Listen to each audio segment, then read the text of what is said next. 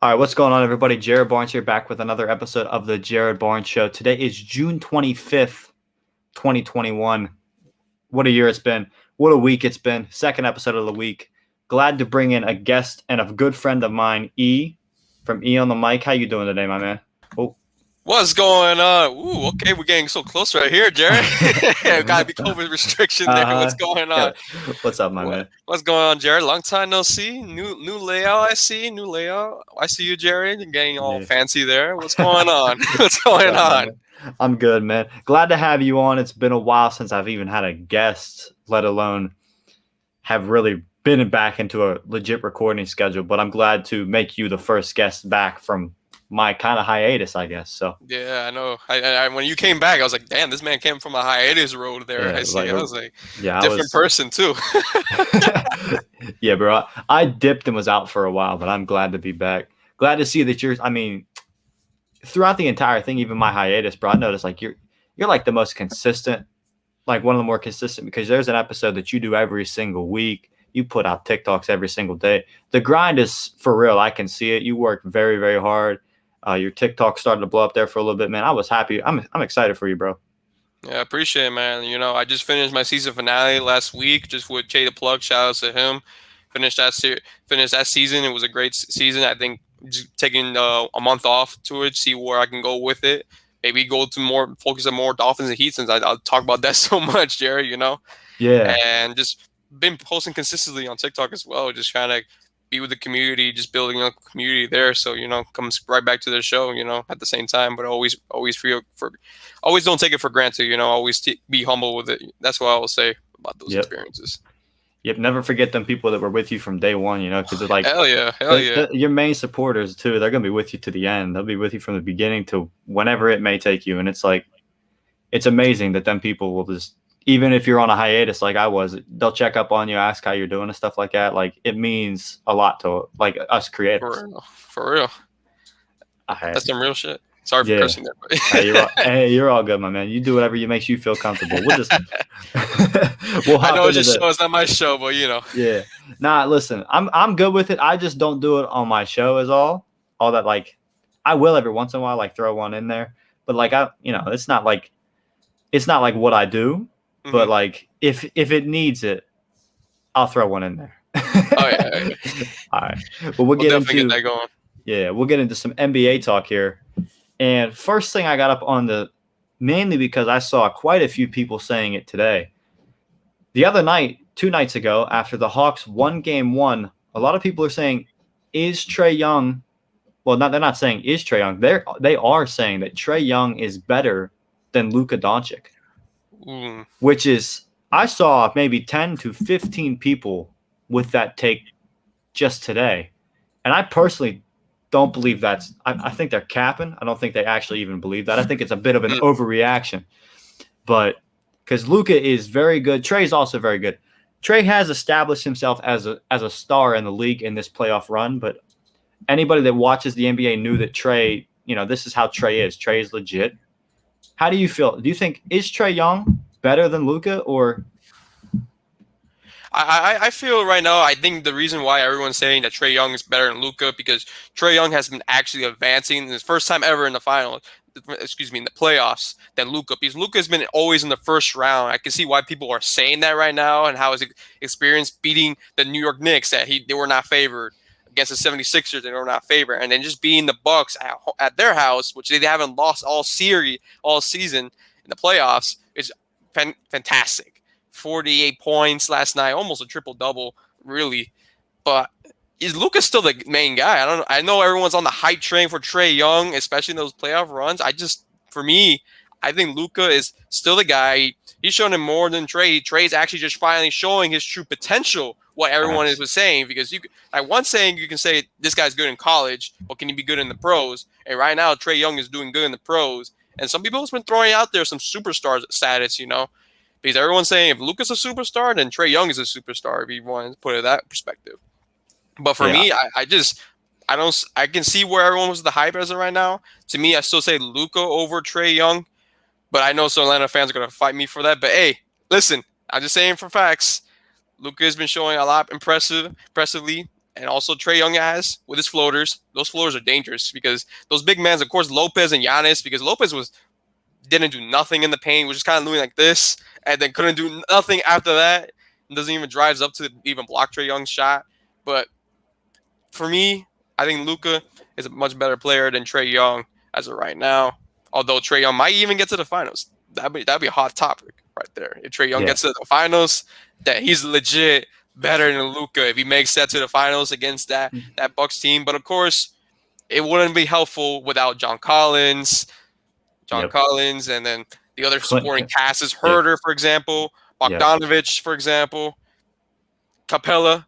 So they really contributed a lot against that win for the Bucks and for the whole entire two other series at the same time. So that's why, as of right now, I'm still saying Luka, because Trey Young, yes, he got the points, but he got a supporting cast right there. If you look at Dallas, what supporting guys like that? Luka, Porzingis, he gets there, and then Tim Hardaway can be clutch when he can be, but he can be non-existent. So he's like a Joe Harris in the playoffs. So that's why, for me, as of right now, I gotta do Luka over Trey Young. Yeah, I agree. I think Luka he's a much better player. I think they're two different styles of player. Luka's a different animal than Trey is. Luka gets a lot of triple doubles. He gets them with his rebounding. Trey's not a rebounder. Trey also does Trey draws a lot of fouls with the leaning in and stuff like that. And the NBA is going to change that rule next year. So we'll have to see how that affects his game and whether he, changes some things up and does some things differently. He's still going to be Trey Young. I think he has proven that he deserves respect and rightfully, at this point, in my mind, has probably earned it from quite a lot of people.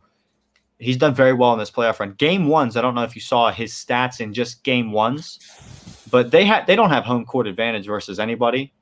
And he just balls out game ones. They've 3 straight game ones. They've won. The road. Exactly. Facts. They're playing on opponents' courts for game ones, and he has dropped, I believe, 35 plus in all 3 games. He's insane. He's doing things that just are out of this world. He's a great scorer. That is what he is. He's a great scorer. He's a great shooter. I love him to death, but those two are going to be tied at the hip forever, being from the same draft class, being traded for each other.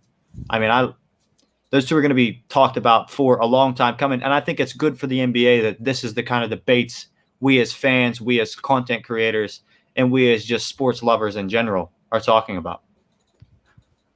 Agreed. This is especially since the run had Trey Young, because like I said before, Trey Young and the Hawks were not even favored at all. Not even the Knicks series, the Sixers series, not even going to be in this Bucks series right now. And they've been showing impressively, and it's showing Trey Young's athleticism that we saw at Oklahoma. So this is the real deal. And as of right now, it might be looking like the Hawks won that Trey as of right now. Although I said Luka, but as of right now, it's looking Trey Young is taking him over the hump, getting to that Eastern Conference Finals for the second time in franchise history. So they're getting it somewhere with Trey Young. Luka's still in the first round though at the same time, but I'm still going to say Luka as of right now. Yeah. I've always found that trade. It was so interesting because I didn't think Luka fit the culture that was Atlanta when he was drafted there. And then when they flipped him for Trey Young, I thought that was a better culture fit, team fit, scheme fit, and stuff like that. I think Luka fits in Dallas better. So it would have been weird to see Trey in a Dallas uniform. But then again, at that time, we would have never seen Luka in the Atlanta uniform. I think he is right at home, Trey Young, and I think Luka is right at home as well, right where they probably both needed to be for their careers. And I don't know. I'm just excited for the future of the NBA because this is what this finals this playoff run has been. It's a display of what the future of the NBA is going to be because in this playoff run, LeBron got eliminated early. Mm-hmm. The Nets are now out, so KD's out. Now we have a bunch of young stars mixed with a couple veterans here and there, but Devin Booker, DeAndre Ayton, Trey Young, John Collins, Herter. Then we have it's just I think it's good for the NBA to have these young stars. You got Giannis, and the Bucks might make a run and maybe win it all this year. I personally would like to see the Suns versus the Hawks at this point. I think that's the best NBA Finals matchup.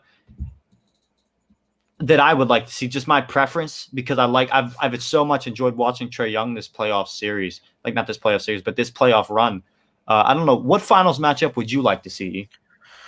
Oof. I do agree with the Suns. I think the Suns can make it there. I think everyone's gonna hopefully see can the Clippers can they come back in the series because they can be down 2-0, but can they come back? It's always a question. They improved. They showed in the last two series 2-0. They were down 2-0 against Dallas, 2-0 against Utah. When everyone's saying, "Why is Utah not getting no respect?" Right, and that's the reason why Utah doesn't get the respect there, going down 4-2 at the same time. But for me, for the West, okay, I said Suns. The East, I think still could be the Bucks. Although yes, the Hawks did get game one, but I just feel the Bucks are going to be too much. They're going to find a scheme plan. Yes, they're a defensive team, and yes, you can say that the Knicks were the best team guarding on defense, and then the 76ers. But I still think the Bucks are, especially Giannis. Giannis is a two-time MVP. Definitely, everyone's eyes are on him right now. So because if he cannot get over this hump, they're not gonna let him live the day he leaves the NBA, saying, "How come you couldn't pass over Trey Young and the Hawks when there was nobody in your path? No KD, no LeBron James. You had Trey Young. You can deal with Chris Paul or Devin Booker or Paul George, and that's really about it." So the most pressure right now is the Bucks right now, if I'm being real. But I still want to see that Bucks. I think that's gonna be a good matchup in the end because Bucks is a good 3-point team. But of course, they need to dominate in the paint because that's what their flaws were last game against the Hawks. Because if you think about it, Giannis could go in the paint. Like, who's going to guard him, really? Collins going to guard him. Capella. Like, they can go in the paint. And you remember that one play Giannis was getting guarded by Trey Young, and he couldn't make the basket? I was like, come on, he's 6'1". He's almost like my height. Come on. Like, just dunk over him, man. Yeah, it was like the defensive things that the Bucks do is questionable, but that's the thing you will get with a Mike Budenholzer coach team. It was interesting to see Clint Capella just absolutely bully the Bucks down low in game one. 19 rebounds. Yeah, like the Hawks out rebounding the Bucks. What? When the Bucks are like when you I think of the Bucks personally, I think of the Bucks and I just view like just absolute towers because they have Middleton, they have Giannis, they have Brook Lopez. I mean, they have a very tall roster. I feel like. Yeah, I feel like they have Holiday. Yeah, exactly. Holiday, also another tall guard. Like I feel like they have a very tall team. It used to be even taller when they had a couple other guys like Brogdon and Thonmaker as well on the team. Like back then, they had like literally maybe like some of the tallest like starting five that I could ever think of. But I think of them as like a tall team to begin with. So that for them to be getting bullied by strictly almost one player. It was interesting to see in game one. Agreed, and especially with the teammates around Trey Young as well, just contributing to helping that comeback. And the Bucks were just getting their gas off the pedal, man. It was just disappointing. Yeah. No, I don't believe a lot of NBA fans will let Giannis live this down if he doesn't get past Atlanta, because look what they did this year. They let go of Bledsoe. They brought in Drew Holiday. It seemed like, and they gave Giannis a lot of money saying, hey, we're going all in on you. We want to win a championship here at some point, possibly even this year. And now they're in the Eastern Conference Finals and they lost game one. So I can see why a lot of Bucks fans may be disappointed. A lot of NBA fans may have some questions. Giannis will bounce back, but I do think the Hawks might get this series in 6 games. Hawks in 6. Okay. I'm still going to go with Bucks in 5, but I know that's going to be like downgrade once it goes to Hawks. Yeah. But I still think it's going to be even by tomorrow. By pretty much today, if we're going with it. By today, it's going to be 1-1. I see you quickly adjusted yourself. You saw the date at the bottom of the screen. We're recording this the night before, so it is tough because. Listen, like I'm just used to the day. Okay, like I might be a little bit there, but hey, we'll get it through. We'll get it through. Yeah. So CP3 returns. He returned yesterday.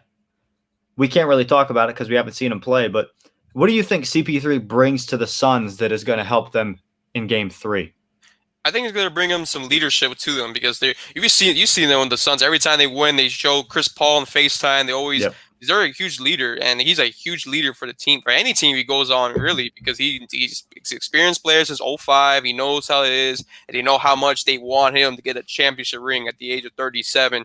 Because Chris Paul hasn't even sniffed the NBA Finals. He sniffed the NBA Western Conference Finals, but not a Finals. So they know how much this means for Chris Paul. And Chris Paul definitely is going to show up, and because Booker was the main guy without Chris Paul. But with Chris Paul now, it's going to be very dangerous. And watch out for the Clippers, because Clippers right now, they're not going to have Kawhi Leonard, but they still got some good shooters there at the same time. So even with Chris Paul coming back, it's still going to be a good game. It's not going to be like a blowout. The Suns are going to beat the Clippers. Clippers are definitely a different team than when the Suns saw like the Denver Nuggets that they saw, the Lakers. Although the Lakers kind of collapsed themselves near the end because they were a 2-1 lead. But at the same time, I think it's going to be a great contribution with the Phoenix Suns. And if they can get 3-0 over the Clippers, will be interesting. I don't even think the Clippers are going to come back in the series. Could be real. I don't think the Clippers have a chance. Now, if they win, different story. Yep. Could be the same thing, all scenario all over again. Yeah, it's tough when we haven't seen it all play out yet, but I am excited. I know Paul George said that he feels like the Clippers are a much more confident team when they're down 2-0, which is like very interesting to me. But they've proven that they can be down 2-0 and win a series. I don't think the Clippers are going to win this series. I think not having Kawhi is going to be an issue. Mm-hmm. Paul George has proven that he is, he's still a very, very good player, and the nickname Pandemic P should go to rest. But he's trying to prove the haters wrong as much as possible. He's trying as much as possible. They didn't come in clutch with those 2 free throws at the end of the game. Let's not forget about that one. Pandemic P did rear his head yet again. I know you were trying to rest that a piece, but that man missed 2 clutch free throws. That could have been a 3-point game instead of a 1-point up. I don't. Some people are saying, not myself, but some people are saying he missed those on purpose because he wanted to go down 0-2.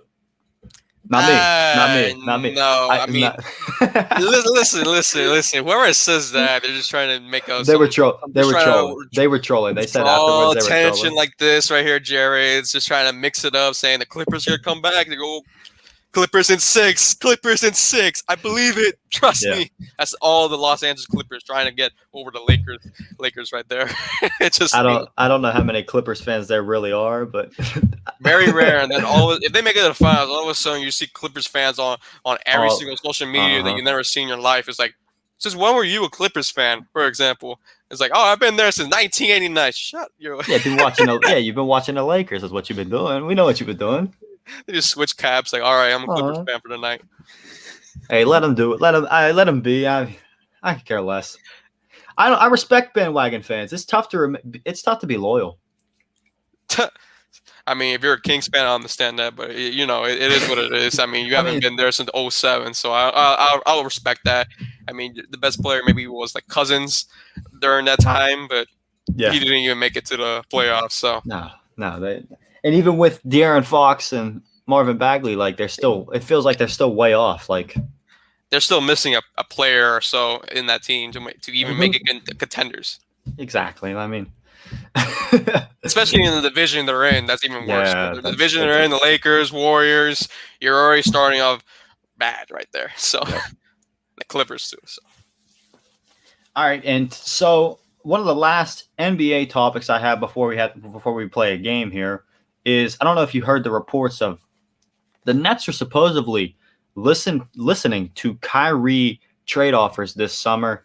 I find it intriguing. Because KD and Kyrie came there to join up together, and then KD was injured.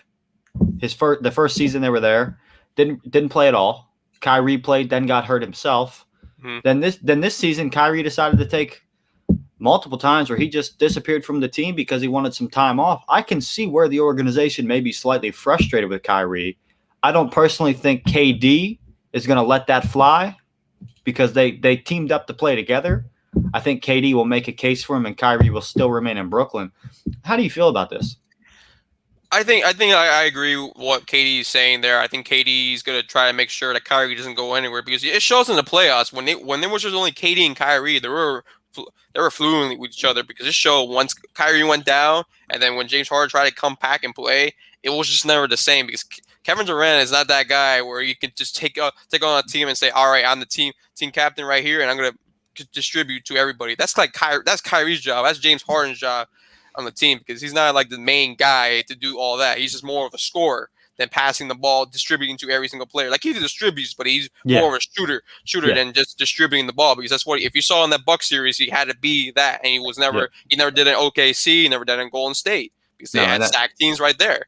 and that And is, I think that's partly why they rushed Harden back, because Harden was not ready to come back. But Harden played the distributor role in those final yeah, two games it of the was like a series. hamstring grade 2. I think that's what it was that he was dealing with. That's what he said after the series was over. He was dealing with a grade 2 hamstring injury. So that was it was worse than we expected. So Yeah. and at the same time, I don't think that would be a good idea to trade Kyrie Irving. I don't think so for the Brooklyn Nets. If you want to run it back, of course, you guys weren't healthy, and yes, Kyrie did take those times off, which was kind of odd times to take them off when you're trying to build a culture there in Brooklyn, trying to win that chip that you guys were willing to, saying that we beat them. Let's say not because of Golden State or not because of LeBron James or James Harden, that he can actually make a ring. At the same time, you guys teamed up to be that team to beat everybody, and they fell short to the Milwaukee Bucks, which kudos to Giannis, because Giannis has the greatest chance to even get to the NBA Finals and win it, because there's no Kevin Durant and there's no LeBron James.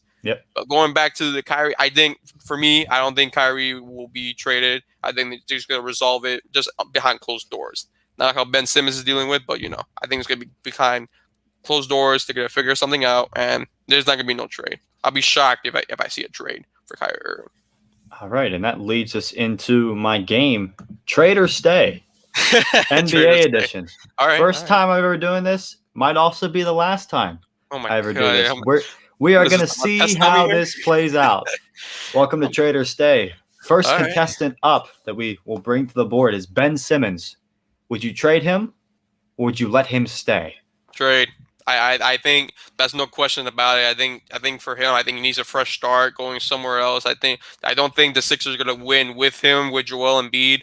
Joel Embiid is the main star there. Maybe you get like a Damian Lillard, if you get Damian Lillard from Portland, which that's only if the Trailblazers decide to blow up the team and say, yeah, you know what, we're going to square one. Because sooner or later, Damian Lillard wants that chip. Sooner or later, I know he's loyal to his team, but it's kind of stay hard loyal when your team decides to blow it up, and then you're not getting younger any minute. Yep. So I think that'll be a good spot for Ben Simmons. He might go maybe the Lakers. I've been hearing links to the Lakers as well. So I think for me, trade him. I think even if you try to stay, you can try to do all that. It's just all mentalities. Like the mentality is there. You're always in the pressure. You're just second co-star to Joel Embiid. You're supposed to be this all-star player that we saw, and the Rookie of the Year. Remember this, Rookie of the Year, and wasn't becoming clutch.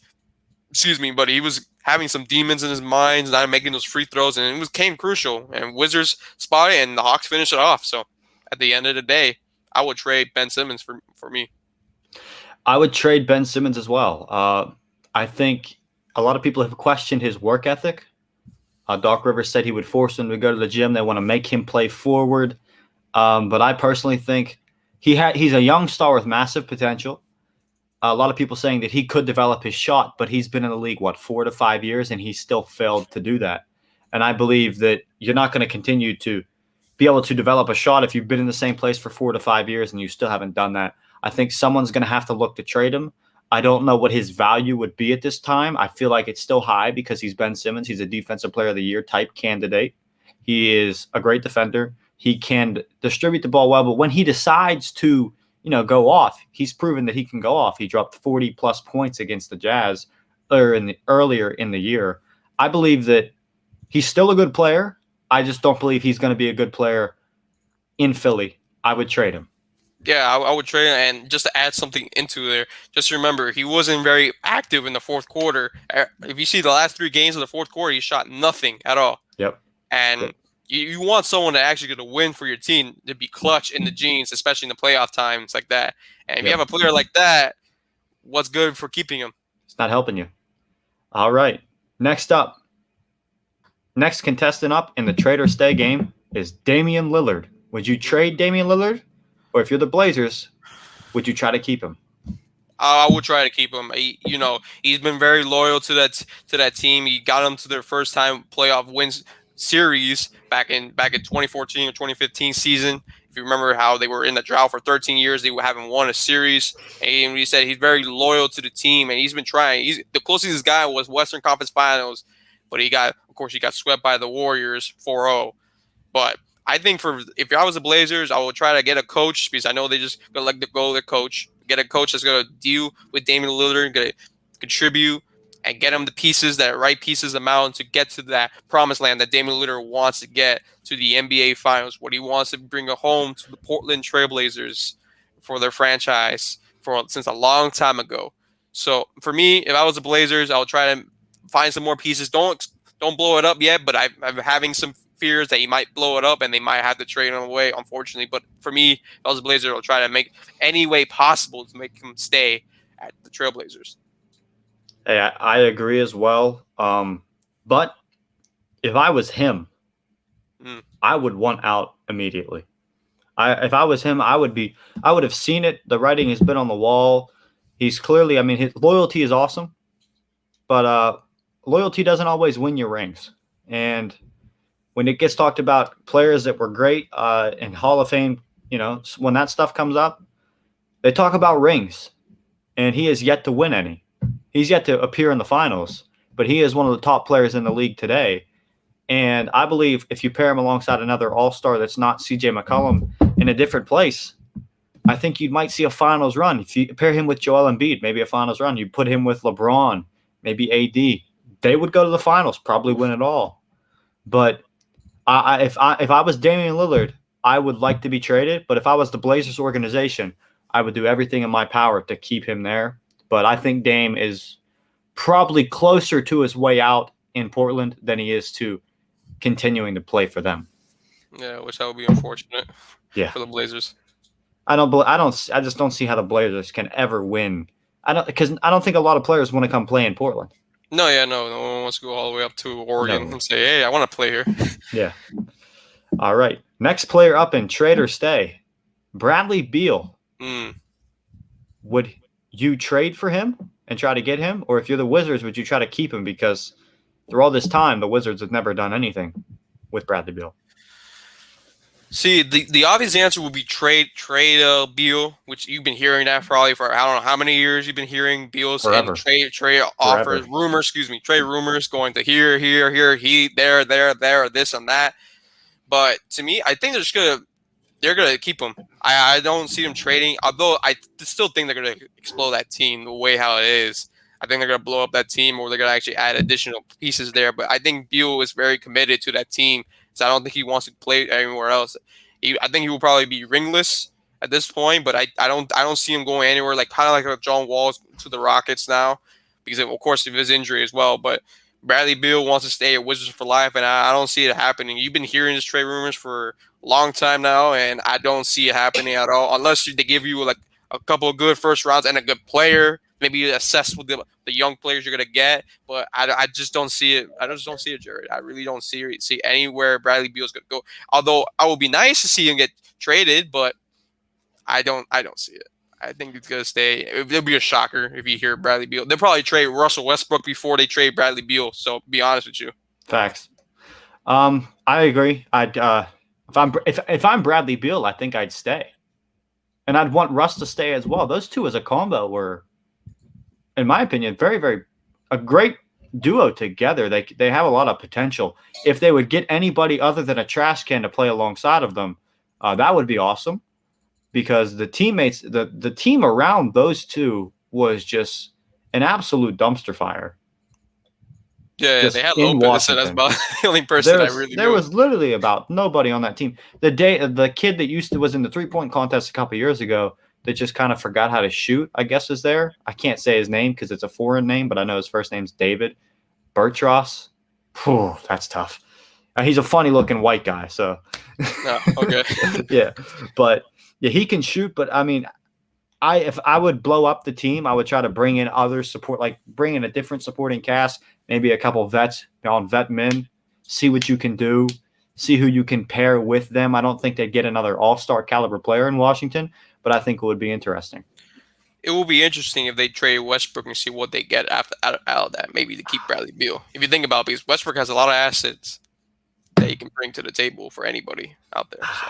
Very true. I think at this point, though, if he gets traded again, if his name gets thrown on the trading block again, I think people are going to start saying he's a terrible teammate, and his trade value will slowly decrease just strictly because of that. Because he was traded to what, He's on his third team in 3 years.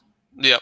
Because he Yeah, was from OKC to Houston to now in Washington. Yeah, that's tough. Final contestant up in trade or stay. The Chicago Bulls, Zach LaVine. Trade or stay. What do you do?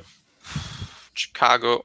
Trying to think of Chicago situation. I think you can stay. I think he can stay. I think Zach LaVine. I know he's been in trade rumors, but that's still a young Chicago squad. They almost made it to the play-in tournament if you think about it, but they just started falling behind late in the season, and then that's why they didn't make it the play-in tournament. But I don't see him getting traded. Yes, you've been hearing him. I heard him from my spell sessions. I'm a huge fan of hearing him with Zach LaVine getting traded for Goran Dragic and Hero.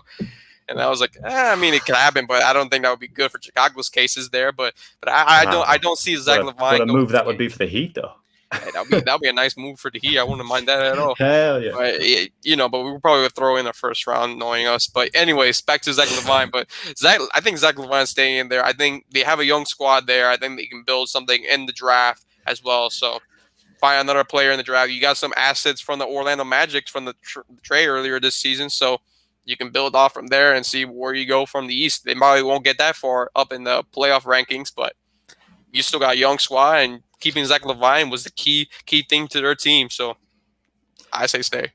I say the same thing as well. I think the young core of players that they have in Chicago is very good. Pairing Zach LaVine with Vucevic and having the young, slightly, the potential that is Kobe White at the point guard position is very good. Having Kobe White and Zach LaVine at the 1 and 2 with Vucevic probably playing the 5 or 4, whatever position they feel like is best for him to play in their scheme. I think that those two, and just kind of the way the East itself has worked, it always, and it still feels this way now, that there is like 3 teams maybe in the East that are like going to dominate, and the rest is kind of wide open. It still feels like that even after this season. And I think the Bulls could be, that's maybe that surprise team next year if they keep LaVine, where they're like the Knicks, where they were out of the playoffs the year prior and maybe slip in there to get a seed higher than 7 or 8. Because I think the development in LaVine's game that we saw this year, I would assume Kobe White's only going to continue to get better, and Vucevic is Vucevic. He's an all-star caliber player. I think those 3 in Chicago would be great for each other. So if I'm Chicago, I would do everything I can to keep LaVine. And if I'm LaVine and I see the situation in Chicago, I see that they are trying to go all in on me and give me a shot, I'd stay. I agree with you. All right. And that was Trade or Stay. Hope you enjoyed it. Comment down below if you did, because I'm not sure if I'm ever going to do that again. And I would like to get your feedback on it because, I don't know, I find it kind of interesting. Just mix it up. I'll tell you that. Mix it up. All right. So maybe hit on 1 or 2 NFL topics if you still got a couple more minutes. Heck yeah. Go ahead. All right, man. So today a report came out from Jeff Darlington on Get Up that Tom Brady was almost a New Orleans Saint. It was very, very close. It was, and I remember when it was first going on, it did almost seem like, hey, what is Drew Brees going to do? Why is he waiting this long? Everybody thought last year that he was going to retire, and then he decided to come back and play, and then his arm turned to be a spaghetti noodle by the end of the season. And it was interesting hearing that Tom Brady was going to go to a place where another all-time great quarterback was playing and that had just been. Seeing him go to New Orleans, I think if Tom Brady would have played on that New Orleans Saints team this season at the level that he played, because I think he would have played at the same level that he played at this year in Tampa Bay, because I think he would have been able to adjust to that system very quickly. I think Sean Payton would have built it around him very quickly. The weapons they had were awesome already. I think there was a chance that if Tom Brady would have ended up in the Saints, this is a big what if, I think the Saints would have won a Super Bowl if Tom Brady played there this season. That is a big what if, actually, if you think about it.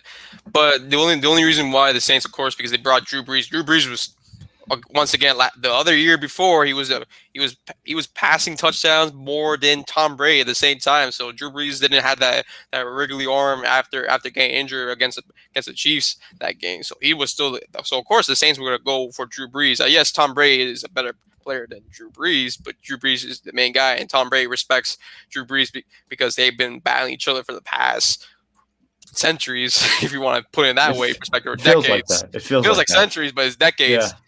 But if it's just Our decades, whole lives, really. yeah, and it's his team, so it'll feel weird to have Tom Brady there to get replaced Drew Brees, and then you're not gonna have the fan base to support that. So that's the only reason why I wouldn't see that.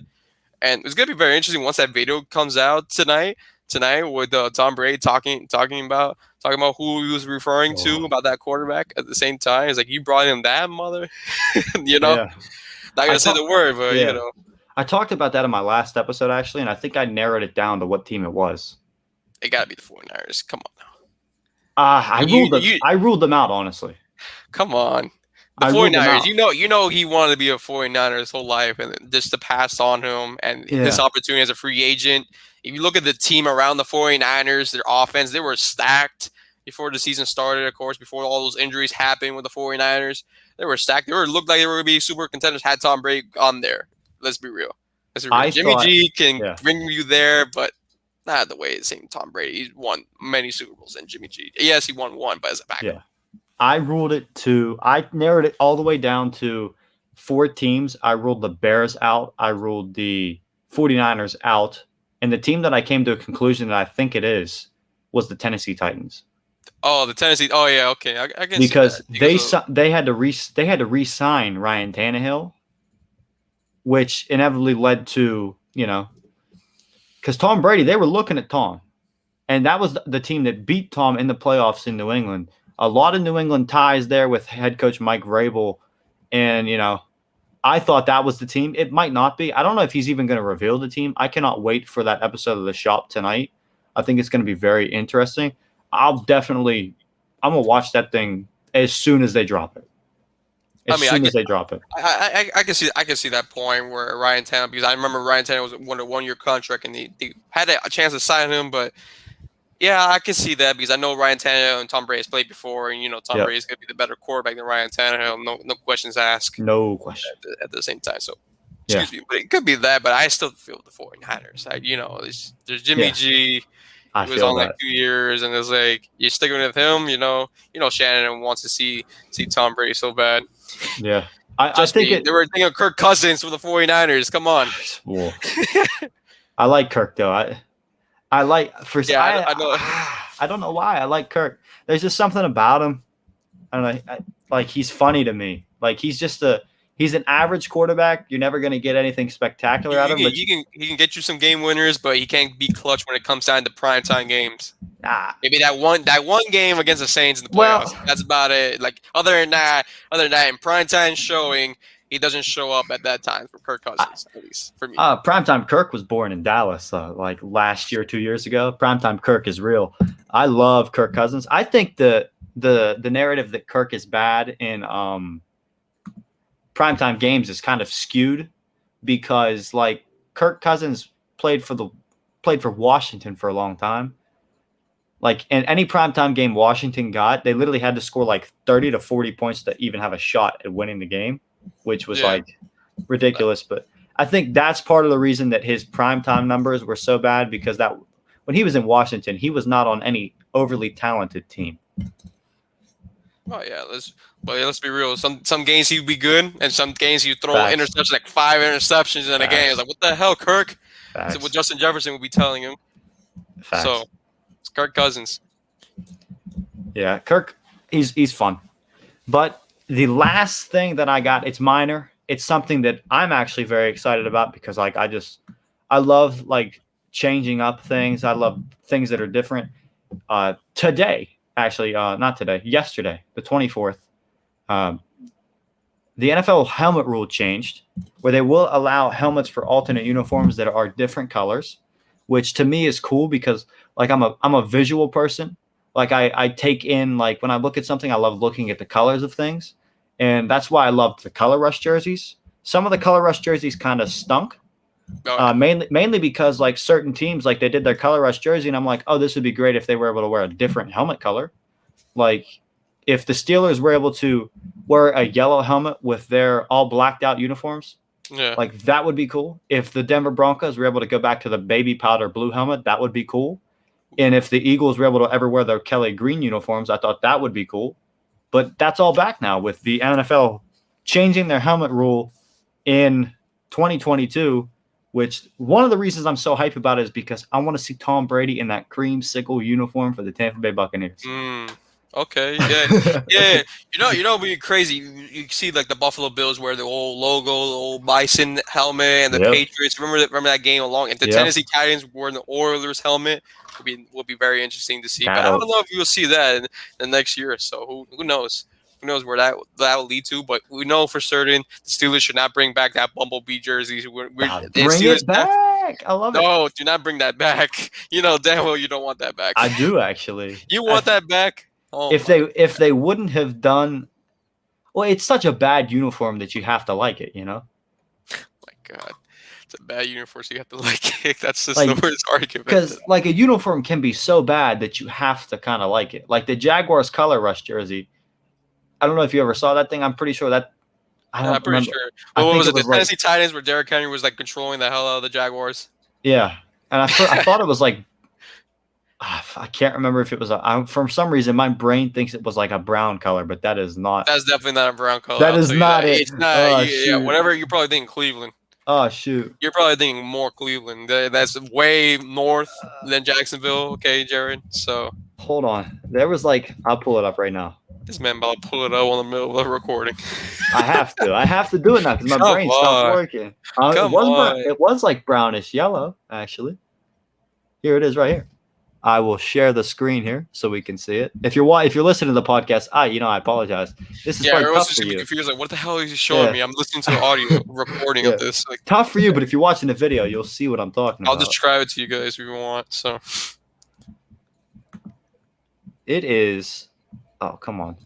This man having technical difficulties. Yeah, well, I've never done that. You see it? It is kind of like a brown yellow color. That one. Yeah, okay, that's the worst uniform I've ever seen in my life. Oh yeah, and then they just get demolished by the Titans, and then they fire the head coach the next day. That's how you remember that jersey because they get fired their coach the next day. Yeah, so. That was like the worst jersey of all time. The Bumblebee jerseys are better than that jersey for sure. Oh no, no questions. Yeah, no, I just hope that some teams will like use this rule to their advantage and maybe add in a different helmet color because I think the Arizona Cardinals could do very well with a different, like when they wear their black jerseys, that white helmet looks atrocious with it. Yeah, I mean they look like maybe like a black helmet will also make it nice a little bit more. I don't know why I pay attention to stuff like this so hard. I find uniforms awesome though. Everyone looked at the little details. Like I think penalties should not exist. I think onside kicks should be just 4th and 25. Give Tom Brady a chance. Like no. With the little things, I know it's all safety and all that, but I would just Everybody else is complaining about other rule changes that would actually affect the game. Me, I'm just complaining because I want a team to wear a different color helmet. A specific helmet to wear so it looks nice when I edit it. That's pretty much what you're saying. But yeah, because I'm sick and tired of seeing a white helmet with all black uniforms because I think it looks trash. Yeah, and this is the response. Live with it. Yeah, that's literally. They could care less. I could care less either, though. Yeah, I'm just saying. All right, I think, this is a good episode. Yeah, thanks for coming on, man. I've really enjoyed this. It's been a good time. Yeah, no time. Anytime you need me, let me know, especially since the football season is coming up pretty soon. So I'm going to get my Dolphins gear going. Hey. Although it's already started, so. Let's go, bro. So, where can my listeners find your stuff? I'll put the links below, but they just search E on the mic and it's all good. Yeah, E on the mic. You can search it on Google. You can start seeing me on Google, actually. So E on the mic. So just put it there. Instagram, Twitter, this is all social media. Instagram, Twitter, Facebook, TikTok, and also all listening platforms on audio. Spotify, of course, Apple, Google, for example, and I'm also on YouTube. So stay tuned because in the next month or so, I'll start becoming more content of sports. So stay tuned. Stay tuned. Alrighty. Thank you so much for coming on, man. It's been a good time. Everybody, thanks for listening to today's episode. If you enjoyed it, share it with a friend. If not, pretend you didn't listen to it, I guess. And have a great weekend, y'all. That type of